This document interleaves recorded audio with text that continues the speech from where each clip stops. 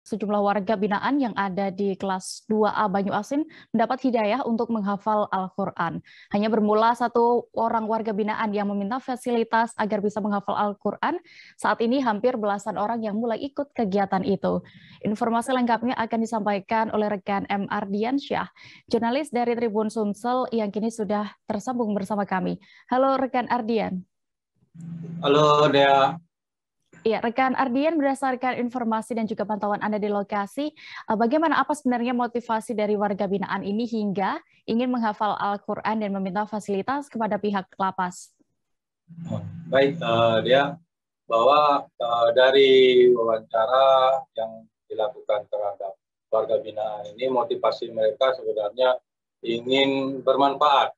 Bila sebelumnya mereka menjadi, salah satunya si Ari ini menjadi bandar narkoba, dengan hukuman vonis yang dijatuhkan majelis hakim itu 14 tahun, pada saat 2 tahun menjalani hukuman, dia tidak bisa berbuat apa-apa di dalam, tapi di tahun ketiga dia mulai mendapat hidayah. Dia berpikir agar pada saat keluar dari lapas, dia bisa bermanfaat untuk orang banyak dan tidak menanggung dosa orang tuanya, sehingga dia berpikir pada saat itu awalnya tidak berani untuk mengajukan diri meminta fasilitas kepada pihak lapas kelas 2A Banyuasin. Tiba-tiba pada saat mengajukan diri untuk meminta fasilitas,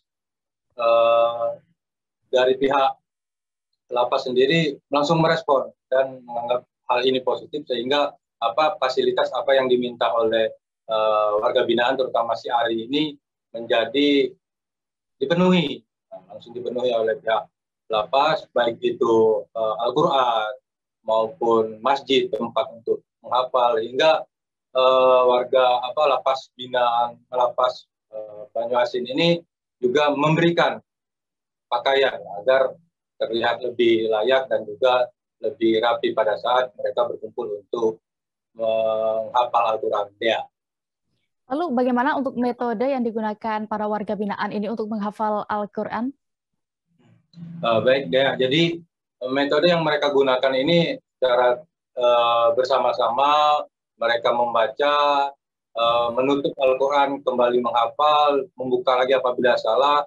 Apabila mereka tidak mengerti atau paham dengan tajwid, bacaan, dan beberapa bacaan lainnya, mereka tidak sungkan menanyakan kepada pegawai lapas yang tahu persis, fasih dalam membaca Al-Quran, untuk meminta diajarkan, sehingga pada saat mereka menghafal juga lapas yang ayat-ayat suci Al-Quran ini dapat benar diucapkan atau dilafazkan. Ya. Baik, terakhir rekan Ardian, apa yang dirasakan para warga binaan saat sebelum dan sesudah menghafal Al-Quran? Baik, Dea. Jadi dari ungkapan salah satu warga binaan si Ari ini tadi, bahwa selama ini dia hanya berpikir pada saat bebas sebagai bandar narkoba, dia hanya berpikir bagaimana mencari materi atau uang sebanyak-banyaknya untuk dinikmati dengan cara berpoya-poya. Tetapi pada saat tertangkap dan masuk di lapas Banyuasin, dia berpikir alangkah tidak bermanfaatnya hidupnya ini, terutama untuk orang tuanya, sehingga dia berpikir bagaimana dia bisa bermanfaat, dan rasa yang sudah diperolehnya pada saat ini setelah menghafal Al-Quran 3 juz, dia merasakan sangat berbeda. Bila sebelumnya Tuhan itu jauh, katanya, menurutnya jauh dari kehidupan dia pada saat membaca Al-Quran, hidupnya lebih tenang, hukuman yang dijalan juga sepertinya tidak terasa, sehingga pada 1 tahun terakhir ini dia menghafal Al-Quran itu seperti hukuman yang dijalankan itu seperti berada di dalam rumah sendiri, begitu dia.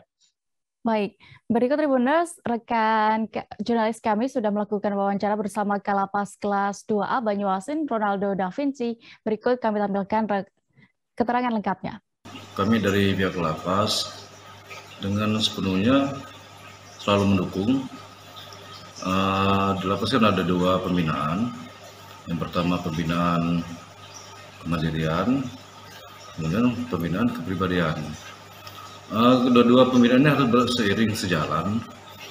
Kalau pembinaan kemandirian itu berkaitan ke keterampilan, terus skill.